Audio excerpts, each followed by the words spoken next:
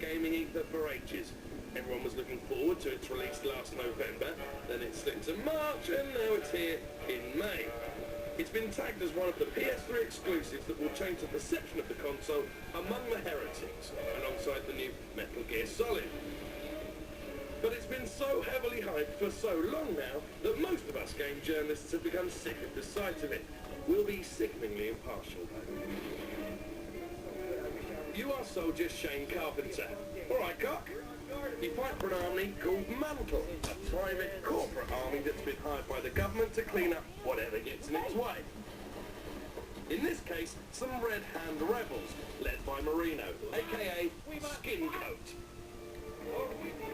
Now, Mantle is high-tech. You're a super trooper, like in ABBA, and you're super enhanced with a chemical concoction called Nectar. Now, Nectar gives you wings and a half. About that feeling of invincibility just before the kebab? It's the same deal, but more.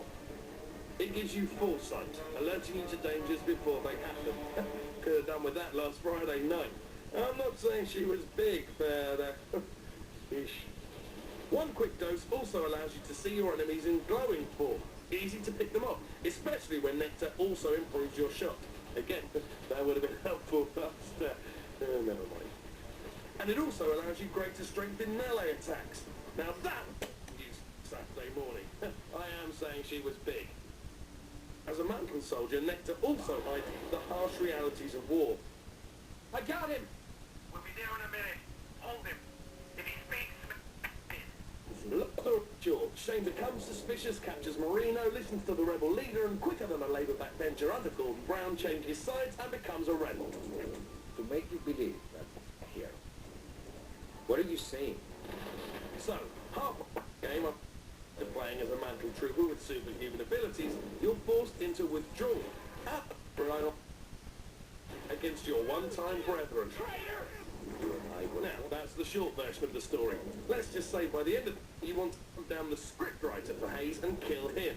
And we know who he is. Talk about over-the-top Matrix, blue pill, reference, an hour-long explanation. For a long period where you're just forced to sit and watch things unfold.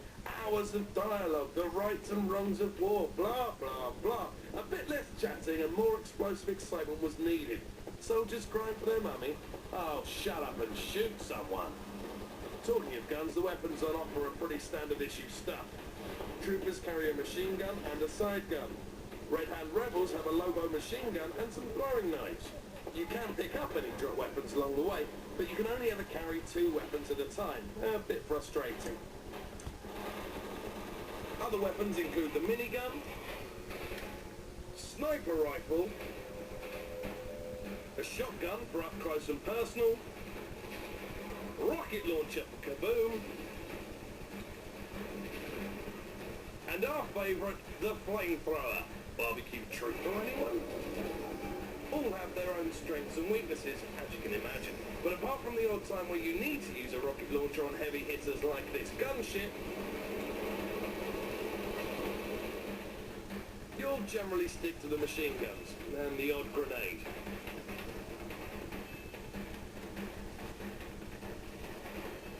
There are a couple of advantages to being a rebel. You can harvest bullets from any weapons, allowing you to restock quicker than a trooper. You can bury grenades to create traps, and harvest nectar administrators from dead troopers to create nectar grenades which OD the enemy at long range.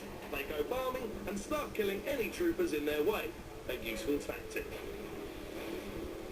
Both sides make use of vehicles. Some levels see you heading across a beach on a 4x4 mule, whereas the Mantle ATV is designed for warfare.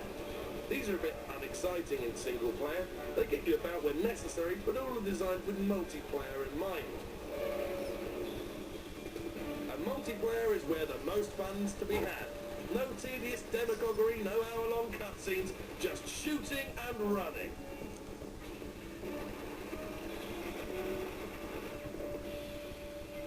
But even here, there's nothing new. Okay, the single-player campaign can be played co-op locally or online with up to 4 players. That's nice. There are variants on Capture the Flag and Plant the Bomb games for online play. There are large play areas and things become pretty challenging with 16 players all gunning for each other. They've scored double brownie points for having some great deathmatch games, and having bots included is fantastic for someone not online with their PS3.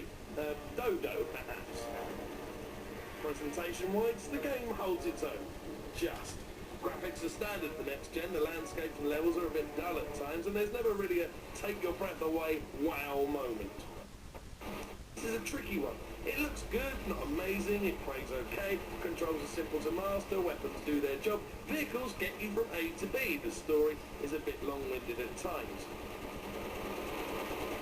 And a complete anti-climax at the end of the game. It's the many multiplayer modes that save the day. Overall, it's just a bit meh. It's decidedly average.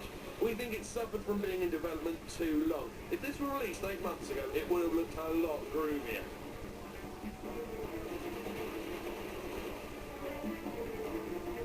We think 7 out of 10 is fair. Dare I say it, it's been lost in the haze? No, I won't. Who writes this drivel anyway? The scriptwriter for Haze, you say? Enough said.